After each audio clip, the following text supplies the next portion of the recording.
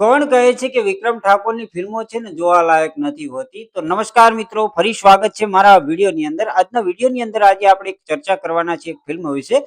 ફિલ્મનું નામ છે ભોળાનો ભગવાન. જે તાજેતરમાં જ બહુ સમયથી કહેવાય ને કે ઉત્તરાયણ પહેલા રિલીઝ કરી દેવામાં આવી છે ઓટીટીની અંદર, જોજો એપની અંદર. ત્યારે એ જોયા પછી મારો શું અનુભવ રહ્યો ને એ હું તમારી સાથે શેર કરવાનો છું. તો વિડીયોને અંત સુધી જરૂર જોજો. વિડીયો પસંદ આવે તો લાઈક અને ચેનલને સબસ્ક્રાઇબ કરવાનું ભૂલતા નહીં. ખાસ કરીને મેન સ્ટોરી લાઈનની વાત કરીએ આની, તો મેન સ્ટોરી લાઈનમાં એવું હોય છે કે વિક્રમ ઠાકોરનું જે પાત્ર હોય છે ને એ ભોળો હોય છે. મતલબ ભોળો એટલે એ ટાઈપનો ભોળો કે જેને મારધાડમાં કહેવાય ને કે કોઈની સાથે ઝઘડો કરવો નથી પસંદ, ને કોઈને કૂચા અવાજથી બોલવું નથી પસંદ, અને એકદમ જ ભોળો માણસ કેવો હોય છે કે ભોળો માણસ એ ટાઈપનું પાત્ર અમને ભજવ્યું છે. અને એ ભોળો જે હોય છે અને બહુ મોટી ઉંમર મતલબ ઉંમર થાય છે ને એમને લગ્ન કરવાનો સમય આવે છે. લગ્ન કરવા માટે છોકરી પણ પસંદ આવી ગઈ હોય છે. પણ એ પસંદ આવ્યા પછી એના જે સસુર હોય છે ને એ કહે છે કે કંઈક કામ ધંધો ગોતી લો તો મારે એટલી ચિંતા ઓછી થઈ જાય. તો એ છે ને એક જગ્યાએ નોકરી લગાડે છે. હવે નોકરી લગાડે છે એવી જગ્યાએ કે જ્યાં છે ને ડ્રગ્સનો કાળો કહેવાય ને કારોબાર થતો હોય છે.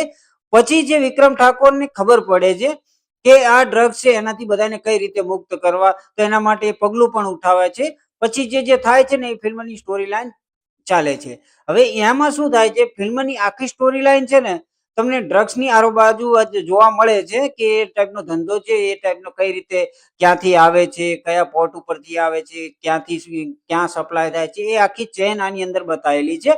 અને ખાસ કરીને સ્ટારકાસ્ટ તો બધાય ગજબના છે. જો એમાં વિક્રમ ઠાકોરનું પાત્ર છે ને જોરદાર લખેલું છે. પછી વિક્રમ ઠાકોર સિવાય વિક્રમ ઠાકોર ડબલ રોલમાં છે. મતલબ શ્રી કૃષ્ણના રોલમાં પણ વિક્રમ ઠાકોર છે અને ભોળો માણસ છે ને એ પણ વિક્રમ ઠાકોર છે. તો બંનેનું પાત્ર છે ને જોરદાર લખેલું છે. અને દરેક જ્યારે વિક્રમ ઠાકોર આવે ને ત્યારે જોવાની મજા આવે છે. અને ખાસ કરીને આની અંદર એ તો છે, બાકી સાથે સાથે જે સાથી કલાકારો છે ને એમની પણ એક્ટિંગ જોરદાર છે. અને જે કહેવાય કે વિલનનું પાત્ર છે ને બહુ ઉભરી આવે છે. મતલબ કે વિલન છે ને જોરદાર બતાવ્યો છે.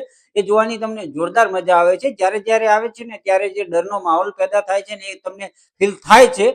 એ ટાઈપનું આ ફિલ્મ છે. બાકી જોવા જઈએ કે જે શ્રી કૃષ્ણ અને રાધાનો જે રોલ ભજવેલો છે એ પણ જોવાની મજા આવે છે. ને એમની લવ સ્ટોરીમાં જ્યારે આવે છે ને ત્યારે શ્રી કૃષ્ણ અને રાધાની લવ સ્ટોરી પણ ગજબની અને કહેવાય ને કે બતાવી છે ને કે જે તમે જોશો ને તો તમને એમ થશે કે આ પિક્ચર હજુ લાંબુ ચાલ્યું હોત ને તો વધારે મજા આવે. એમની લવ સ્ટોરી આપણને એક વસ્તુ યાદ રાખજો કે એમની લવ સ્ટોરી છે ને એ તમને યાદ રહેશે, પણ વિક્રમ ઠાકોરની અને એમની જે સાથેદાર રાધા હતી, મતલબ જે માણસની ભગવાનની જે લવ સ્ટોરી છે ને એ તમને યાદ રહેશે, પણ વિક્રમ ઠાકોરની લવ સ્ટોરી એટલી બધી યાદ રહે એવી છે નહીં, ખાસ કઈ છે નહીં એની અંદર. પણ હા, ફિલ્મ મસ્ટ વોચ છે, કારણ કે ફિલ્મ જે લખ્યું છે ને એ પ્રમાણે જોરદાર રીતે તમને કહેવાય કે ફીલ કરાવે છે ને સારું ફિલ્મ છે. તો દરેકે જોવું જોઈએ. સાથે સાથે ડ્રગ્સનું બતાવ્યું છે ને બહુ બધી વસ્તુઓની આની અંદર આવરી લેવામાં આવ્યું છે. બાકી જે દરેક પાત્ર છે સારા છે. જે શ્રી કૃષ્ણનો રોલ ભજવ્યો છે એને સિવાય રાધાનો જે રોલ ભજવ્યો છે એ બધા તમને યાદ રહેશે. પણ સૌથી વધારે જો યાદ રહેશે ને તમને, તો એમાં જે ઇન્સ્પેક્ટરનો રોલ ભજવ્યો છે ને એ તમને બહુ જ એ કલાકાર બહુ જ યાદ રહેશે, કારણ કે એમનું પાત્ર છે ને જોરદાર લખેલું છે અને મજબૂત લખેલું છે.